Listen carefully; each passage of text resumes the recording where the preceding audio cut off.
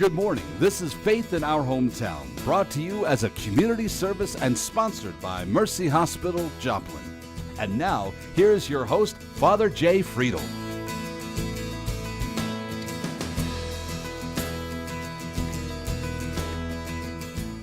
Good morning and a happy Sunday to all of you. Thanks for tuning in this morning for another episode of Faith in Our Hometown. We're glad you joined us for part of your Sunday morning. It's interesting. We do a lot of good work around the area, and there are lots of organizations out there trying to make this community a better place. But some of the things that is always interesting about that is they've got to figure out ways to continue to make money to keep themselves going. Sometimes they kind of retool and reboot and give themselves, repackage the image or the brand. And sometimes it's just a matter of how do they keep their momentum when everybody's seeking time and attention and doing those things. We're going to talk about all those things and a little bit more this morning because my guest this morning is the executive director of the Boys and or Big Brothers and Big Sisters. And Greg Spink is with us this morning, and he's got some things that are happening in their organization that we're going to discuss all those things right after this Mercy Minute. So stick around. We're going to be right back, and so grab that cup of coffee and stick with us. Everyone on board dreamed of a new life in America. The Sisters of Mercy had a different dream, to serve all who had need. From the first hospital Sister Frances Ward built to the world's first virtual care center, we continue to answer the same call, to bring mercy home to you. Mercy, in every era, your life is our life's work. Learn why we serve at mercy.net/legacy. In Ireland, the first Sisters of Mercy were called the Walking Sisters because every day they went out in search of women and children who needed healing or help. Mercy continues to answer the same call, dedicated to the health of every woman who comes to us for care. Mercy, in every era, your life is our life's work. Learn why we serve at mercy.net/legacy. Well, again, thanks for joining us for another Sunday of Faith in Our Hometown. My guest this morning, Greg Spink, who is the executive director for Big Brothers, Big Sisters. And, Greg, we got lots of organizations here in our area that do lots of wonderful things. And you guys have always got to be figuring out new ways to bring in supporters and workers and volunteers and raising money and doing all that kind of good stuff. So how do you keep all that fresh for yourself? Boy, it is a tough job, and you're right. We have so many amazing organizations here in Joplin. It makes it's great to live here because there are so many good organizations. Right. But how do you fund all those organizations is the hard part. Exactly. And so, trying to stay fresh, trying to stay new, trying to stay relevant, trying to do the right thing, and for us at Big Brothers, we want to find our niche. We're not the answer for everything, right? But we do have some answers, and so we want to find our sweet spot. And so that's since we've kind of refound ourselves in Joplin in the last 2 years, that's what we've been working on. Yeah. Well, you mentioned that you just came back from a conference to me before we got started recording, that you're going to kind of rebrand and kind of, refocus everybody's attention a little bit on Boys and Girls Club. You want to talk a little bit about that? Well, we have been known forever as the gold standard of mentoring because we are, and we measure what matters, and what matters gets measured, and that's important. But if I have to tell you I'm the gold standard, then it's like I'm not really the gold standard, right? Exactly. Yeah. Now, if you know what we do and you see how we set goals and how we measure and how we have case managers assigned to all the matches, you might say, yeah, those guys are the gold standard. But people who don't know that. But really what we do, more than being the gold standard, is we're defenders of potential for kids. And what we believe is that every kid has incredible potential. Not all of them has someone to speak into it to help draw that out. And so what we're doing is we're raising up an army of people who will be defenders of that potential for kids, because we want every kid to reach their potential. Wouldn't Joplin be this amazing place if every kid in the school system right now in the Joplin, Webb City, Carl Junction, Carthage school districts, if they just tapped in and reached 90% of their potential. Right. But what about the kids that we got to reach all their potential? I mean, I just think that we could do some incredible things here. We already are doing some amazing things. I just think of what could happen if that happened. And so I get excited when I think about the fact that we play a role in helping shape some of that and helping kids tap into and bring out their potential. Yeah, and I've said that even in higher ed for years. That's what we really want to do, is we want each student that comes to the university to be able to to reach their fullest potential. And of course, then from this angle, I of course think that has something to do with God and and all of us, Absolutely. maximizing the gifts that God gives us and all those kind of good things. Yes. So that's great. I love to hear that. So so we're going to be hearing a little bit more about that and how we can help with that even in our larger community. And then of course your little brothers and your little sisters, that go through the organization. Yeah. Yes. So in terms of that, do we, can we look for something? Is it going to have a new slick look, or what are you going to do? It is. I'm super excited. It gets revealed on August the 1st, and then about the middle of August, we'll do this nationwide campaign. But I went to the conference. We did the big reveal, and it was absolutely incredible, and I was so excited. And but I'm really excited too, because as an agency, there are several hundred offices of Big Brothers Big Sisters across the United States, and then we have an organization, a national office in Florida. But what is really amazing is, I think for the first time, all the agencies are coming to the same place, and we're all moving in the same direction. Oh, wow. And I think it's only going to be unbelievably exciting. I think what's going to happen and what's going to come out of Big Brothers and Big Sisters in the next years, in the next few years to come, are going to be amazing. But I think really here in Joplin, what's going to happen is going to be absolutely incredible. I mean, we're a young agency. We're brand new at a time when a lot of agencies are closing their doors or going up under other agencies and networking together. We have launched out on our own, and it has just been crazy successful how it's been blessed and how it's been favored and how kids have responded and even how adults have responded. So we are in an agency where we do two kinds of matches: community-based matches and site-based matches. Site-based matches, you go somewhere, typically it's a school. So you go to a school and you have lunch with a kid for 30 minutes. So you might say, Tuesdays work for me. You fill out an application, we do your background check. You do an interest finder, so we know what you like to do. We find a kid who has the same interest. Right. Then we match you and their parent, and you all talk about goals that you want to set. And then we set some steps to reach those goals. And then you come every Tuesday to the same school and eat with the same kid, knowing in the back of your mind, this is ultimately where we're going to go. And every month, the case manager is going to call you and say, hey, Father Jay, how'd it go? I mean, how was lunch? How was it this month? And what did you do to take a step towards your goals? And so we're measuring all that, which is really cool, which helps us bring out the best in those kids and their potential. We're going to keep doing those same great things, but in a time, and then the community-based matches are where you go pick a kid up and you spend 2 hours in the community doing something every week. And so it's a little harder to get people to commit to that 2-hour commitment than it is that 30-minute commitment. And what Big Brothers and Sisters is noticing across the country is about 85% of their matches are site-based and about 15% are community-based. What we have here in Joplin is one site-based match, and the rest are all community-based matches. So we have kind of, and some of them started out as site-based matches. They were going 30 minutes a week. They connected during the school year. When summer rolled around, they said, well, we don't want to take a break. So they came and filled out the new paperwork, transitioned to and there's just not any other agencies doing that. And so even the national office said, wow, that's pretty impressive. We don't have people doing that. And so it's exciting what's going on here in Joplin. Well, good. I happened to see you out with, we were again talking about this before we started recording.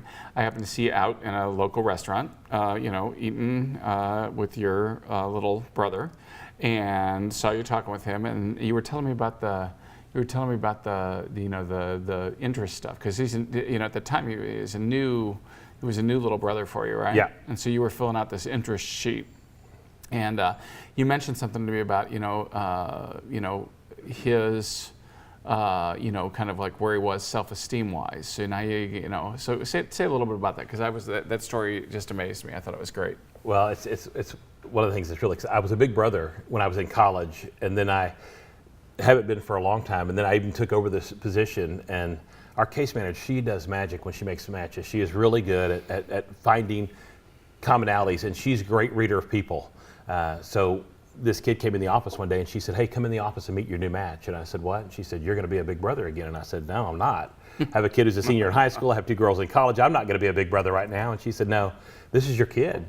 I went there and we spent about 3 minutes together, and I thought, okay, yeah, I'm gonna do it again. So I went home and told my wife, I think I'm gonna do this. So here I am being a big again, and so I'm not just directing the program, I'm big in the program. And so that was our first night. So the first night you go somewhere and sit down, and we chose to go out and eat, and we sat down, and he has a list of questions that he asked me, and I have a list of questions I ask him to help us get to know each other. Sure. And to kind of assess where we are. And man, as I'm talking to him and listening to this kid who I look at and I see this incredible world of potential. Here's a kid who doesn't know who he is or what he can become, or have any idea that there's any redeeming quality in him. In fact, one of the questions he's asking me is, why are you doing this? And I'm like, because, dude, you're worth it. And he's like, man, I just don't.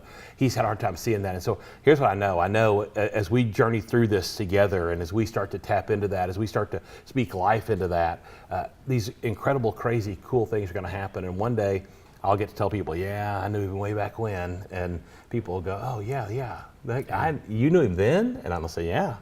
And maybe he'll still claim me. Who knows when he's famous someday. He probably will. Yeah. I laugh. Greg, it's one of the reasons I enjoy talking to you is because you are the biggest, drum banger for your organization, and I love that when people just come and just unabashedly love what they're doing because I love your passion for your little brother and the organization and seeing all those things to happen. I think it's great in terms of that because you really just are excited and you do see that potential in folks, which I think is wonderful. And so again, if somebody wanted to do this, what would you tell them? How would they get in contact with you? Again, just so that if anybody hears that excitement or knows somebody that might make a good big brother or big sister, we're always looking. Yes. Yeah, exactly. So tell us about that. So first. You could go to our website, joplinbigbro.org. We've got new offices that I'm real excited about. U.S. Bank has been super good to us, and they have moved us in to the U.S. Bank building at 4th and Main. So there's that big 9-story tall building on the corner of 4th and Main. We're on the 4th floor, next to the FBI and under the Internal Revenue Service. It's go. It's a super safe haven. Interesting place. Yeah. So, but we're nestled in there on the 4th floor in suites 402 through 406, and the best thing is to come by, especially if you want to be involved and meet Hazel. Hazel will get you to fill out your paperwork.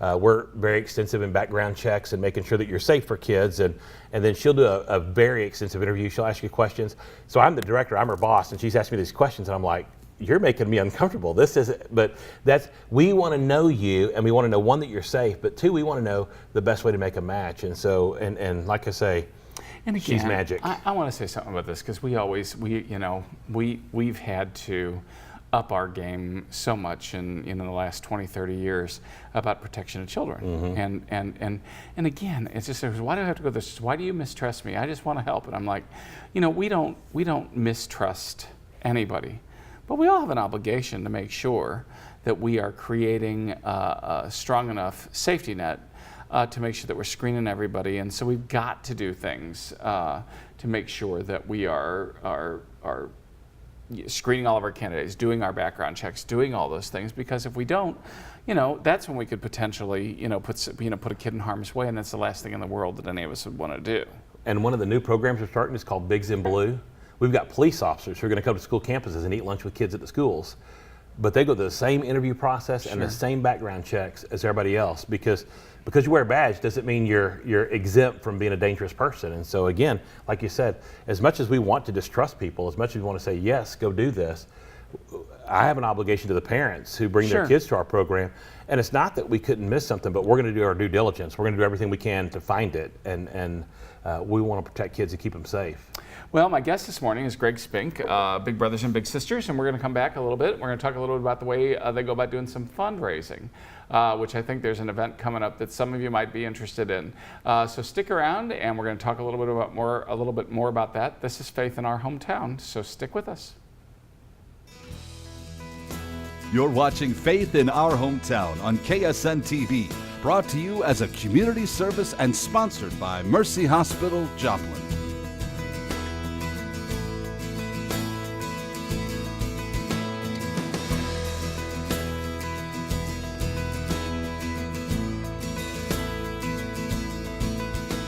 Again, my guest this morning, Greg Spink from Big Brothers Big Sisters. Greg, one of the things we talked about at the front is that you got to have money to run your organization. You got to do this. So you got a big fundraiser coming up, and now don't stop listening when Greg starts talking about his fundraiser, because it's a little bit different than the way some of us would raise funds.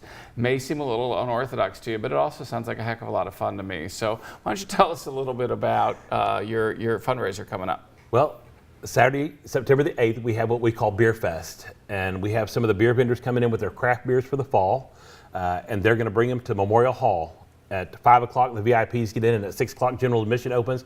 But we'll have between 60 and 85 different craft beers on hand there. There'll be 10 to 15 restaurants there. So you'll go get maybe a sub from Jimmy John's and go over and say, hey, I got this turkey sub. What would you match with this? And you get this little cup when you come in, and they pour a little bit in there, and you take a drink and you take a bite of your sandwich. So you might try 3 or 4 and then rotate to the next food station. So we're not talking like full beers here. We're not talking full beers. We're talking about a little taste of these fall beers. And you get a catalog when you come in, so you can mark what you like. And so you can go to the store and purchase that when you get done with the thing. We have a silent auction with, last year we had a little over 100 items in our silent auction, and we have a live auction. So last year, Como Jewelry donated a diamond pendant, and we had a couple of mopeds get donated, and we had some amazing items. One of the beer vendors brought a fridge that looked like the mountains. It was obviously the Coors people, and the door lit up blue, but it was glass in the shape of the mountains, and then your cans, you turn those to the mountain. So when the mountains turn blue through the window, you know it was cold. And so just some cool things like that. We auctioned that off, but we raised about $18,000 last year at Beer Fest, and we're looking to clear $25,000 this year. Good for you. And again, some folks would criticize that and say, oh, it's always bad to include alcohol.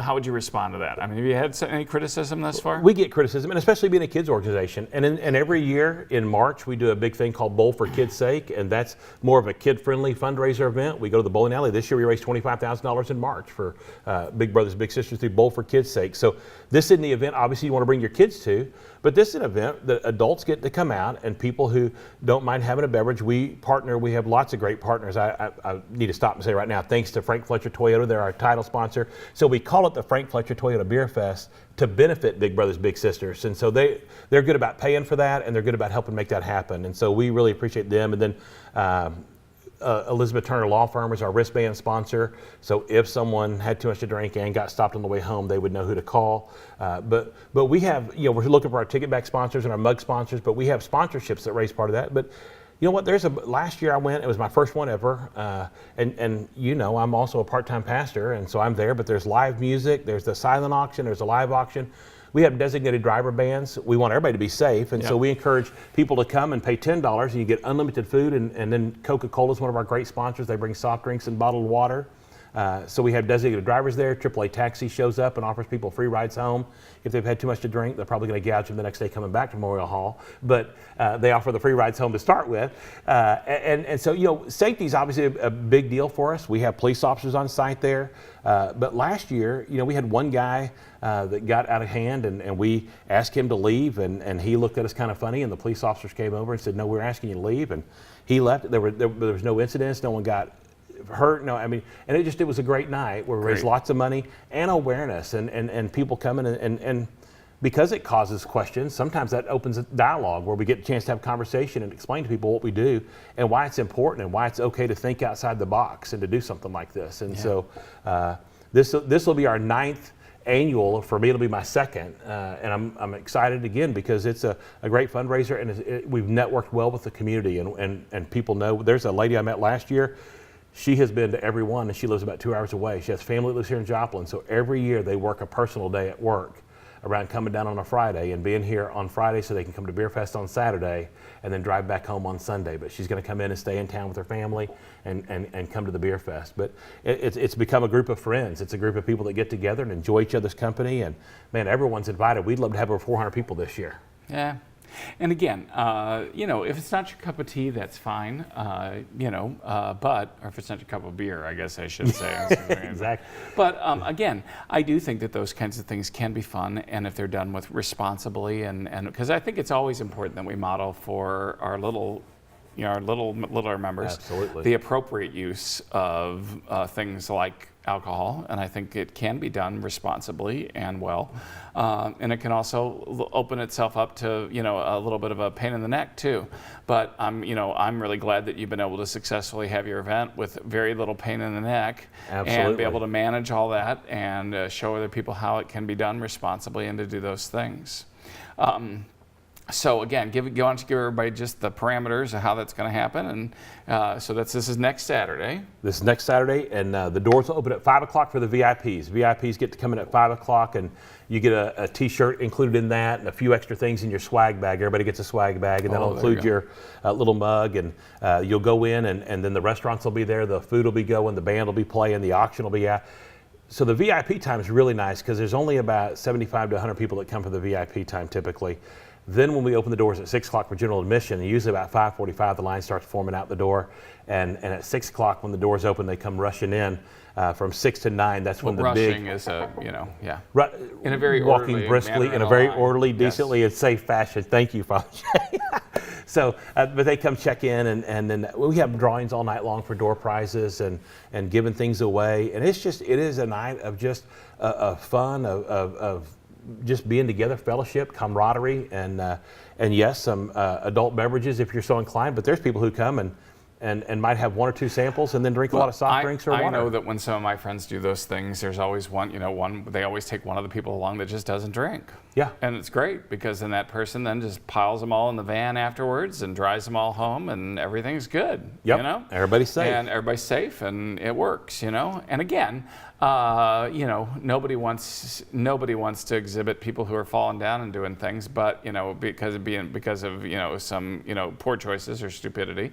But there's a big difference between falling down and still being legally intoxicated, and of course everybody has to watch that before they would get in a vehicle and drive. Absolutely, and we offer rides for everyone. We have the AAA taxi there, and we say, hey, if you're even concerned or you wonder, man, take a ride. Don't chance it. Exactly, and that's exactly the way those. And now with Uber coming in, it's only going to get to be easier to do, and we also offer for any of our vets that are watching or current military people, we offer a discounted rate. So the VIPs are $45, and then the general admission is $25, and but all vets or current military people get in for $15. So we just want to honor them as well. Appreciate their service to our country. Yeah, well, good deal. So, it could be a little controversial for some people, but again, for many others, it seems like a nice social, fun evening and able to raise some funds for Big Brothers, Big Sisters at the same time. And if they're uncomfortable with it, it doesn't change our mission and our vision at Big Brothers and Big Sisters Independent Potential. So if you're not comfortable coming to Beer Fest and helping us raise money, then, man, you're more than welcome to write a check and mail it to us, or to go onto our website and make a donation through PayPal. We would appreciate that. But what we find out is it takes roughly, ideally, about $1,000 a year to maintain a match. By the time you pay for the staff for the match and the background checks and the materials that we provide and pass out and the teaching and the things that we do, it costs, when you get to about 100 kids, about $1,000 a match to maintain that. And so it's not something that's inexpensive to do. It's something that there's a cost to it. Sure. And man, there's other great agencies in town that are collecting funds too. So we're all competing for that same dollar. So here's a way for us to kind of step out of that just a little bit and to gather some money that might not go to some of these other nonprofits and pull that in. And it's been, but at the same time, man, we've got some of our regular people there that support everything that we do because they're big brother and sister believers. They're there, and we appreciate them too. Yeah, exactly. I always laugh because, I'm not a big beer drinker. I've never, my family thinks I'm a throwback to a different generation. But I have been known to sample, bourbons. So there you go. Well, if we have a bourbon fest, you'll be my first call. There you go. You'll probably get me to come to that one, because again, that's, that everybody socializes with what they want to socialize with. So I'm more of a wine and a bourbon guy than I am than a beer drinker. My relatives all think I'm crazy, but that's such that it is. And we'd say the same thing to you, right? I mean, if you're falling down and you're out of control, then you had. But well, I used to always disappoint my students. My students would just say, "Oh, come on, Father Jay, tell us, have you ever been just completely?" And I'm like, the honest truth is no. For me, it's all about control. And I mean, and my friends who know me are laughing at this right now, but I mean, this is like, I'm just not going to get in that position where I'm going to lose control, So that's my thing. And I do think I have no objection morally to people using alcohol, but of course, sometimes people do stupid things, and then I have all kinds of moral objections to their behavior if they don't know how to manage that behavior. So that's a whole different show. I want to get back to talking about what the work that you do in terms of Big Brothers and Big Sisters, but I also wanted to bring it up because I know there's going to be people watching who are going to be questioning your sanity about doing a beer tasting event, to support Big Brothers, Big Sisters. But I really do think that we know that there are lots of people who socialize in that way and enjoy going out and having a beer. And if they can do a beer tasting and find out what they enjoy and to do those things and can do them in a safe, responsible, fun way, I think kudos to you for reaching out to another part of the community that might be able to, come and enjoy that and support Big Brothers and Big Sisters. And it generated a big part of our budget. Exactly. Absolutely. Yeah. So again, give us the contact information if folks just want to write a check, because again, there's where they're going to make that's where they're going to make their biggest donation anyway. So if you just want to write a check for Big Brothers and Big Sisters, you can send it to. You can mail it to 402 South Main in Joplin, and the zip is 64801. It's Suite 402. That'll come to my attention, and then we'll get those there. Or anytime, you can go to joplinbigbro.org. There's a Pay Now button or a Donate Now button on our website. You can do that anytime. And yes, that's where and ultimately that's ultimately what keeps the doors open, right? It's those people who don't come to a bowl event or don't come to a beer fest or don't come to a putt-putt golf tournament, but they come. They say, "Hey, I believe in this, and I'm going to write a check." What we would really like is about 100 people in Joplin who say, I believe in this enough that I'm going to write $100 a month, or I'm going to set it up on my credit card just to automatically go off, or I'm going to send it every month, and I'm going to sponsor a match. And man, if people want to do that, we would send them pictures if they're interested in that of the match that they're supporting, and give them updates and stories as best we can. We'd probably change the names to protect them.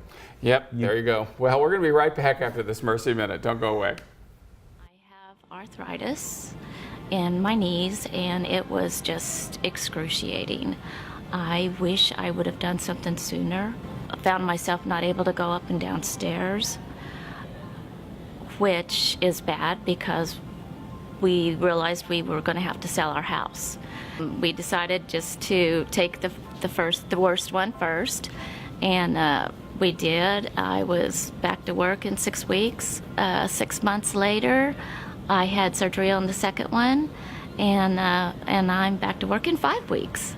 And I was a little scared, a little apprehensive, even though I knew everything that was going to happen.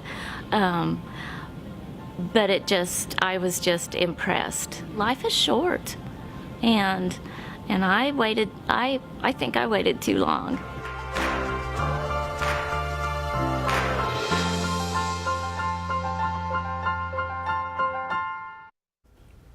Well, again, thanks for joining us this morning. I hope we've made you smile rather than irritated you this morning. But this morning we've been talking about how do we help some of the kids in our community who might need a little bit of mentoring so that they can live up to their best potential. And Big Brothers, Big Sisters are trying to position themselves as some of the defenders of that potential through the years. They are going to be having their fundraising event. Again, if the fundraising event sounds like it's going to irritate you, then stay away. But if you'd like to do a little beer tasting, then show up next Saturday at Memorial Hall. Tickets are available ahead of time, the VIPs and the others. But let's all continue with all the different ways that we support our community. There are so many different good organizations in this town doing so much good work. So let's support them and be there to help make this place, Joplin, and the greater Joplin area, a wonderful place to live. Join us next week for Faith in Our Hometown. Thanks for watching. Faith in Our Hometown can be seen Sunday mornings at 6:30 and 9 a.m. on KSN. Brought to you as a community service and sponsored by Mercy Hospital, Joplin.